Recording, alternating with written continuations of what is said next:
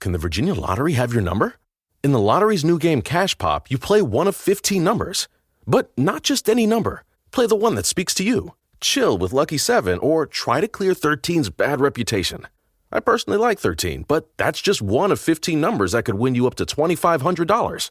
Play up to 5 times a day. Cash Pop from the Virginia Lottery. Play the one that speaks to you.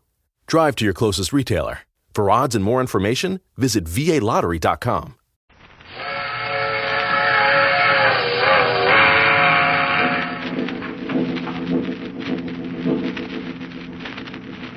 A mysterious traveler.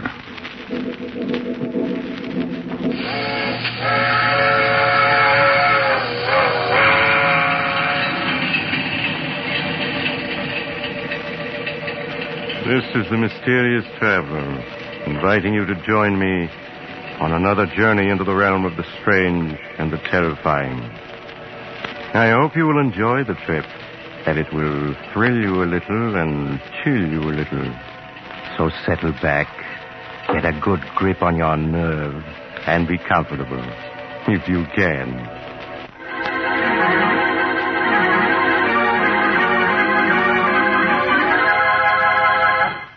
It is midnight, and an old automobile is driving along a narrow road through the woods.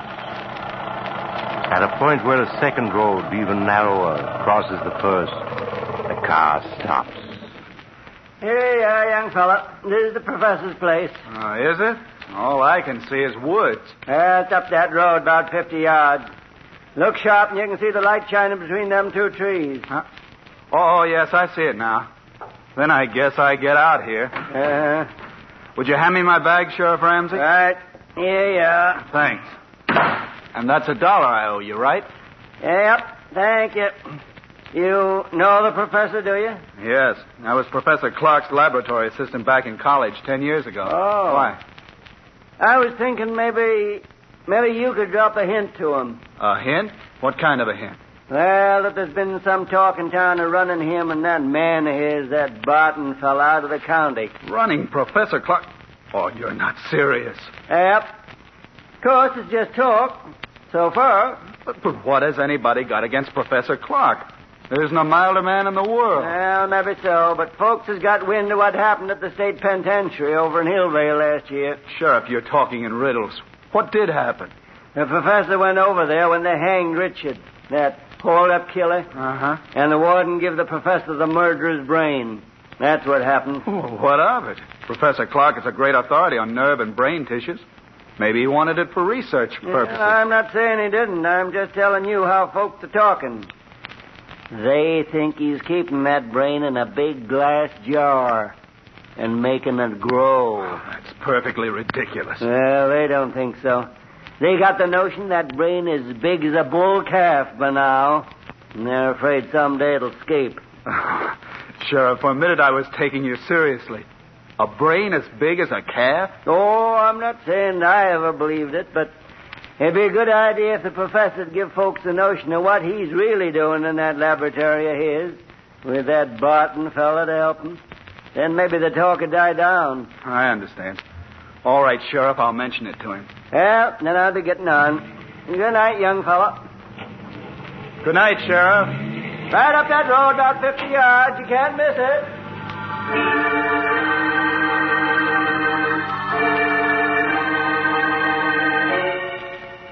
A few moments later, Dr. Richard Dale was knocking on the door of an old stone house almost hidden among the trees.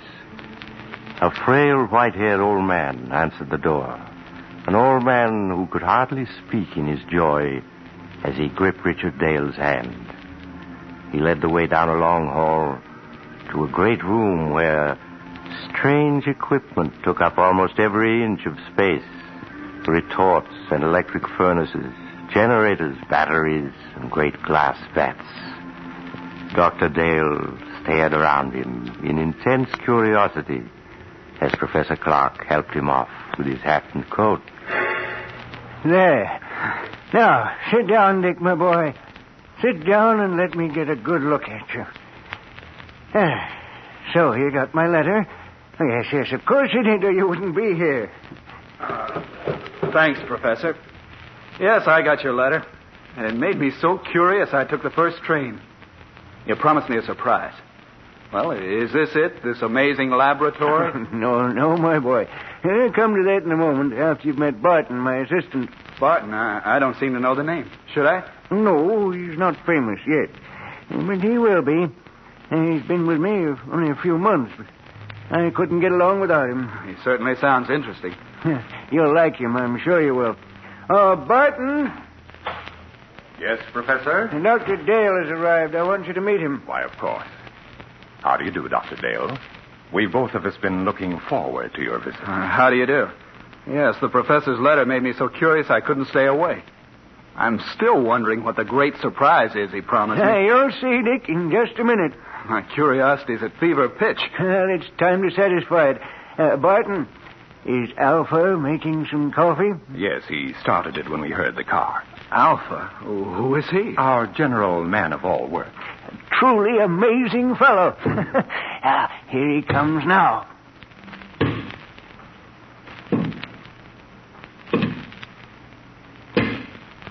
Shall Alpha serve coffee? Good heavens. I said you'd be surprised, Dick. He's not human. He's a machine. A robot. Yes, my boy. An artificial man made from metal and synthetic brain tissue. A machine man. But walking and talking. He's not very pretty, but then the professor was mostly interested in making sure he'd work. He must weigh a ton. No, only about 300 pounds. You see, Alpha's mostly aluminum and other light alloys. Inside his aluminum plates are some new batteries I devised, together with miles of fine silver wire and a dozen electric motors. And to give you only the highlights. It's a good thing you did keep this for a surprise. If you had mentioned it in your letter, I don't think I would have believed you. Shall Alpha serve coffee now? Yes, Alpha. Put it on this table here, and pour a cup for Dr. Dale. Alpha do so. Still can't make myself believe it. Alpha poured coffee. Go on, Dick. Take it. Huh? Oh, yes, of course. Al, thank you. Alpha, this is Dr. Dale, our guest. Any orders he gives are to be obeyed. Alpha understands.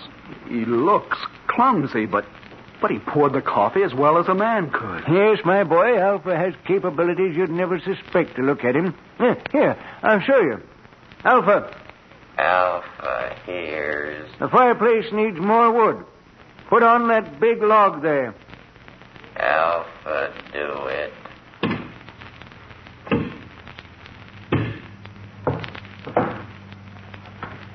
Alpha has log. Now, break it in half. Alpha break it. 6-inch log, and he's breaking it with his hands. Alpha put log on fire. Good. We won't need you any more tonight, Alpha. You can go back to your room now. Alpha is going. Be sure to switch off your batteries. They're going to need recharging tomorrow. Alpha understands. That's the most incredible thing I ever saw. You see, Dick, I try to treat Alpha as if he were really a man. So I give him a room of his own. Like any machine, he's completely inactive when his batteries have been switched off. But his brain continues to function. It's an artificial protoplasm that I spent 8 years creating. It's the only thing that makes him different from any other machine. But it means Alpha can think. Think like a man. A machine that can walk and talk and think. Ah, but Alpha's not the only surprise I have for you, Dick. He's not? No, I have another one, even more astonishing. But you'll have to wait until morning to learn about that. Because now it's time we were both in bed. I suppose you're right. It's after 1. I know you must be tired. And I'm getting old. So I'm going up to bed now, Dick. Barton will show you to your room. Of course, Professor. I'll see you in the morning then. Yes. We'll have a long talk tomorrow. Good night. Good night, Professor Clark. Oh, Dr. Dale. Yes, Barton? Could we talk for a minute before I show you to your room? Oh, yes, of course. It occurs to me the professor forgot to tell you why he asked you here. Oh, yes, that's true. And I've been so interested I forgot to ask. It was his hope that you'd stay indefinitely and help us carry forward the work we've been doing here. Stay indefinitely? Well, I have my own work. Don't say no yet. Now just think, Dr. Dale. Alpha is stronger and more rugged than a man. He needs no rest, no food. Yet he can do the work of 3 men. He can plow, reap, run machinery. Think how much drudgery a million like him could lift from mankind's shoulders. Yes, that's true. And already Alpha is technically obsolete. Professor Clark has the blueprints for a new machine man, as superior to Alpha as an airplane is to a bicycle. We want you to help us build them. Well, I'm certainly tempted. Perhaps I could arrange. Ah, excellent. And now there's only one more thing I want to tell you. Yes? What is it? It's about Alpha. You must help me persuade the professor to dismantle him. Dismantle him? Why? He has become dangerous. I don't understand. Because he was the first successful machine man that the professor built. He is imperfect in many ways. He's not completely reliable. I'm afraid that someday he may escape from the house and so do some damage that would seriously upset our plans. Yes, that could easily happen. The local inhabitants are unfriendly enough as it is. I know. Sheriff Ramsey was warning me about that tonight. All right, I'll speak to Professor Clark about it tomorrow. Ah, good. Then I'll show you to your room now, if you wish. Yes. I am sleepy. If you'll just come this way.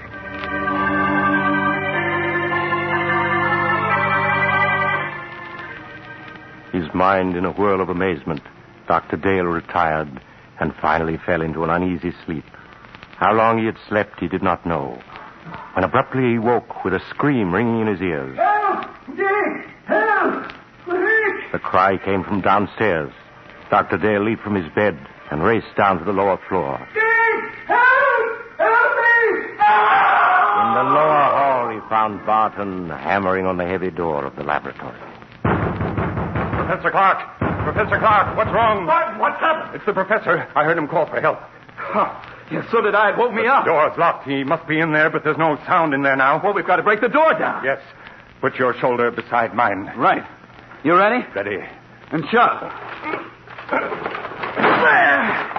Professor Clark, where are you? Professor Clark. He's not here. Yes. Here he is, lying on the floor beside the window. He's been murdered. It was Alpha. It must have been. No one else could have done it. But where is Alpha? The window. It's open. He went out that day. We've got to go after him. I'm afraid it's hopeless. At night in these woods, we couldn't possibly find him. No, you're right. It'll be morning soon. Then I think he'll come back. He knows that he can only go a few more hours before his batteries must be recharged. Then we can capture him and destroy him. But, Barton, why did he kill the man who created him? The professor must have come down to the laboratory for some reason. Occasionally, when he couldn't sleep, he would do that. He may have decided to make some more tests of Alpha. Yes, but that doesn't explain why... During the test, something must have occurred. When Alpha returns, we can find out. Poor Professor Clark. Well, we'll have to notify the police. There's only the sheriff. In any case, I think we should wait till morning and then report the professor's death as an accident. An accident? Yes. If the authorities learn the truth, our research may be stopped. And when Professor Clark has achieved so much, can we let it go for nothing? No, of course not. Dr. Dale, we must carry on his work for him. Yes, that's what he would want. Then you will help me continue it? You'll stay? Yes. Yes, I'll stay.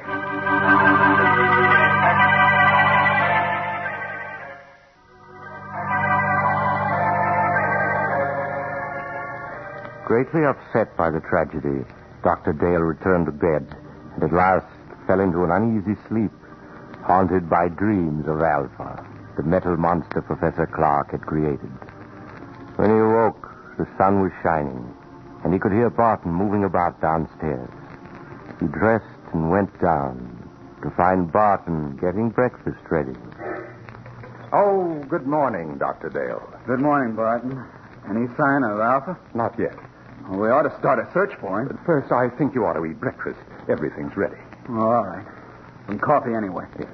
Sit here. Thank you. I didn't know you were a cook as well as a lab assistant, Barton. I've learned to do a lot of things since I came here. Aren't you going to eat, too? I'm not hungry. I seldom am. But I thought that while you ate, I might outline some of the problems facing us. That's a good idea. You see, though Alpha's brain is of synthetic protoplasm, it is not completely artificial. I was wondering about that. Sheriff Ramsey mentioned that the professor had secured a human brain From an executed killer, yes.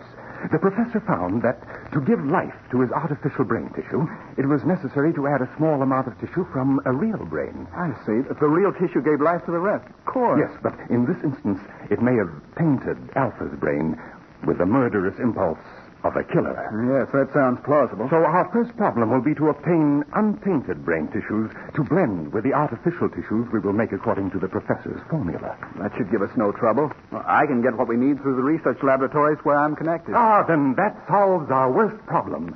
The rest will be matters of detail. Fortunately, there's enough equipment here to build a dozen or so robots. Like Alpha, you mean? No. The far more advanced type Professor Clark was perfecting. And now, if you've finished, I have something to show you. Yes, I'm through. I don't feel much like eating after last night. Then come with me to the laboratory, and I'll show you the second surprise that Professor Clark had in store for you.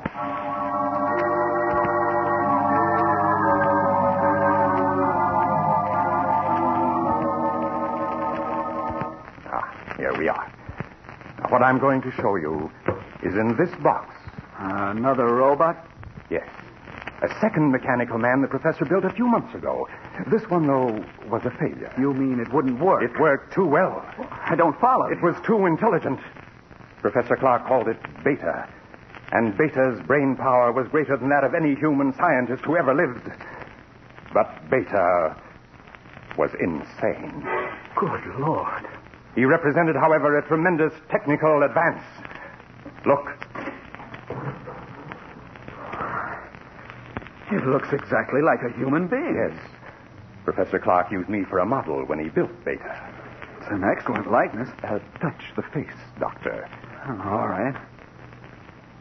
It feels smooth and rubbery with a hard surface underneath. The surface is a new plastic Professor Clark developed with which he could imitate exactly the appearance of human skin. Underneath is an aluminum body on which the plastic was baked.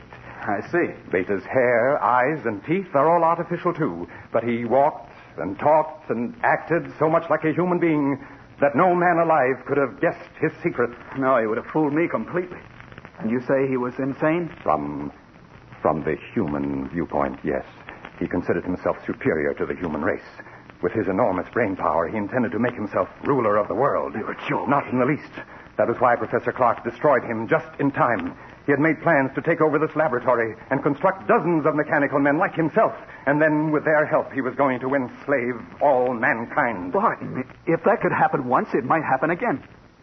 I don't believe we should continue Professor Clark's work after all. Oh, there's no danger now, Doctor. You see, Beta also had a brain which contained tissues taken from that of the condemned murderer, but we will select the brain tissues from the highest types that are available. Yes, but even so, then, Doctor, we will produce mechanical men, tireless, indestructible, who will be mankind's willing servants, who will solve for man problems he can't solve for himself. I wonder. In any case, we must proceed with the utmost caution. Of course. Doctor, listen. Someone's coming to the house. It's Alpha. He's come back. Alpha, we may need a weapon, Barton. No, I can control him. Alpha. Alpha, come here. Alpha comes. Alpha, you killed Professor Clark. Why did you do it? Professor said he would destroy Alpha. And you killed him because of that? Alpha does not want to be destroyed. But you're just a machine. What difference does it make to you? Alpha is machine that lives. Alpha is stronger than you. Alpha is better than you. Alpha, be quiet. We must destroy Alpha at once. You are right, Doctor. Do you hear, Alpha? You are to be punished. Alpha here. But first, we want to know where you've been. Did anyone see you? Men saw Alpha. Men saw you? What do you mean? 2 men driving automobiles saw him. And what did they do? They tried to hit Alpha with automobiles. And then what happened? Alpha stopped automobile. Alpha killed 1 man. Killed him? Other man ran off in woods. Alpha could not find him. Alpha came back. We can't keep this a secret. No matter what happens, we must notify the authorities at once. No, wait, let me think. We can't... The bell, there's someone at the door. I'll see who it is. You stay here. But what about Alpha? I'll switch off his batteries, then he can't move. There. Now I'll see who's at the door.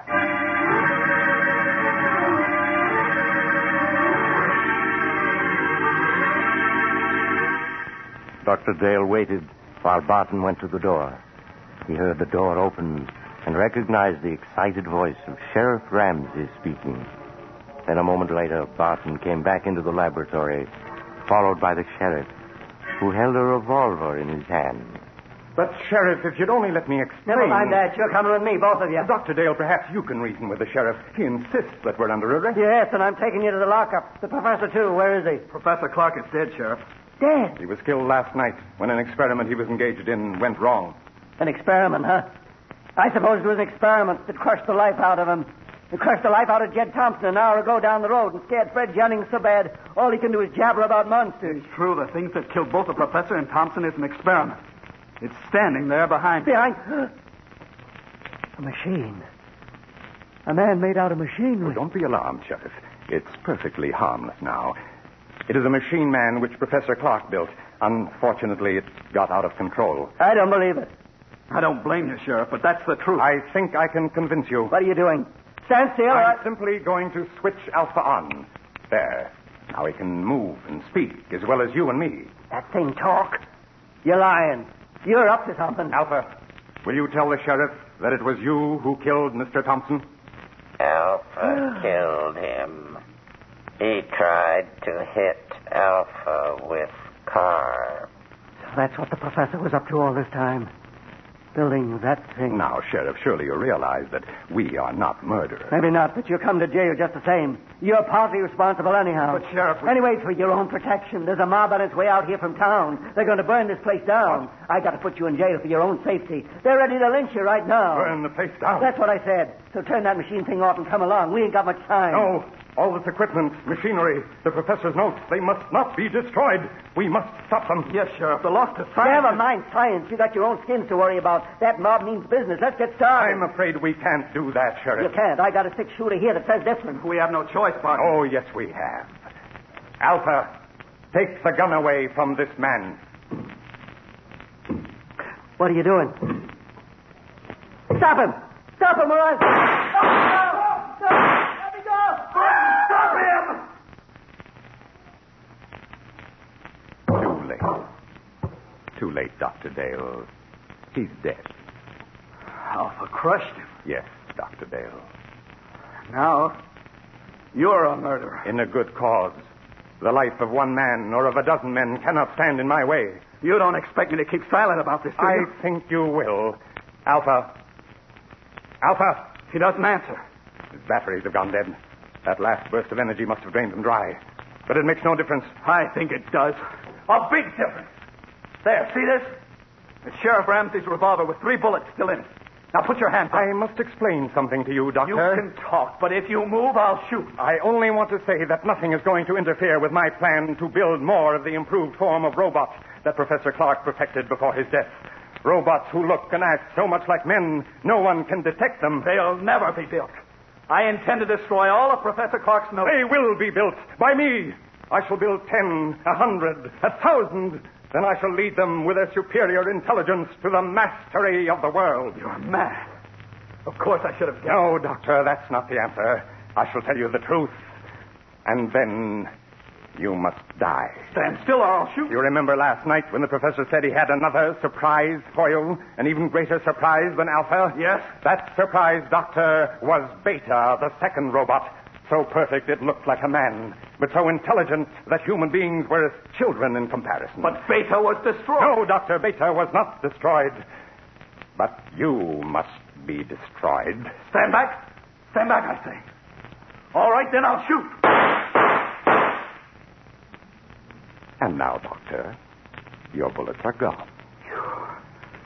You aren't even hurt. Bullets cannot harm me. That's what I'm trying to tell you. Beta, the second robot, was not destroyed. But I saw him. What you saw was only an initial attempt that failed. The real Beta still exists. You see, Dr. Dale, I am Beta. You? Yes. I, too, am a mechanical man. And now, you must die. No. No, stay away from me. Stay away!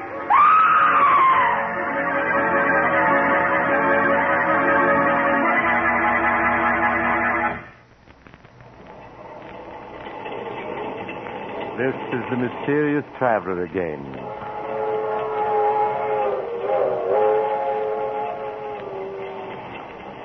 What happened to Dr. Dale?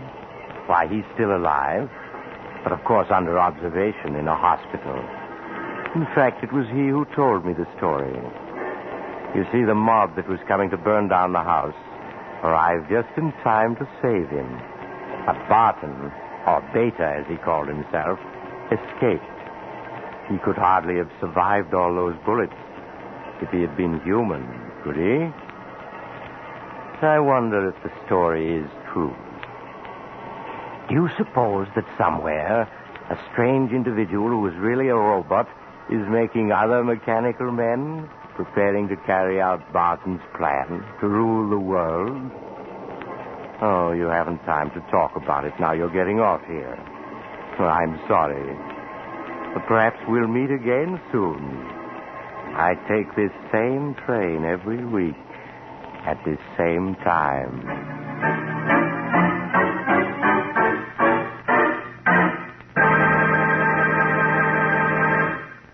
You've just heard Chapter 19 of The Mysterious Traveler, a series of dramas of the strange and terrifying brought to you each week by station WOR.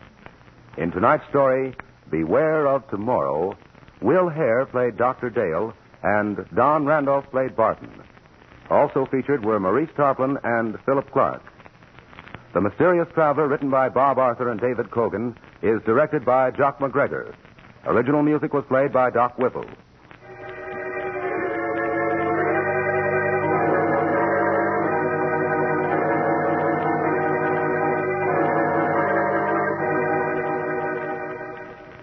Listen next week to a tale titled The Accusing Corpse. Another Tale of the Mysterious Traveler.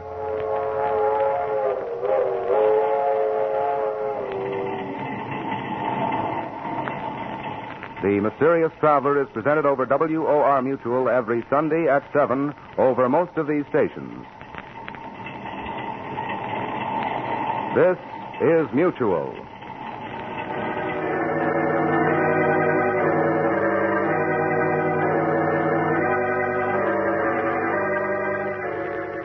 Can the Virginia Lottery have your number? In the lottery's new game Cash Pop, you play one of 15 numbers.